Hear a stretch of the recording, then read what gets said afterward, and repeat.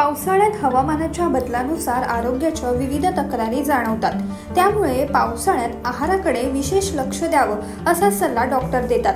आहारातील महत्त्वाचा पदार्थ म्हणजे डाळी। डाळी या पोषण देतात, त्यामुळे डाळीचं पाणी असो वा डाळ पिणं असो आरोग्यासाठी उत्तम मानलं जातं। पण पावसाळ्यात काही डाळी खाणं आरोग्याच्या दृष्टीने योग्य मानलं जात नाही। या डाळींच्या सेवनाने बदलत्या हवामानात आरोग्याच्या तक्रारी उद्भवतात। यात प्रामुख्याने पोटाच्या समस्या जाणवतात, जसे की अपचन, गॅस, पोट फुगणं।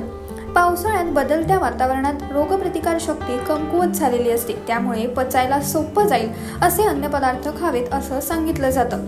डाळींमध्ये कोणत्या डाळी पावसाळ्यात खाऊ नयेत आणि कोणत्या खाव्यात हे आज आपण पाहणार आहोत। सर्वात आधी पाहूयात कोणत्या डाळी खाल्ल्याने पोटाचं आरोग्य बिघडतं। उडदाची डाळ। उडदाची डाळ पचायला जड असते, त्यामुळे पावसाळ्यात उडीद डाळ अजिबात खाऊ नये। उडदाची डाळ पचण्यास खूप वेळ लागतो, त्यामुळे पोटासंबंधी तक्रारी जाणवतात। चणा डाळ।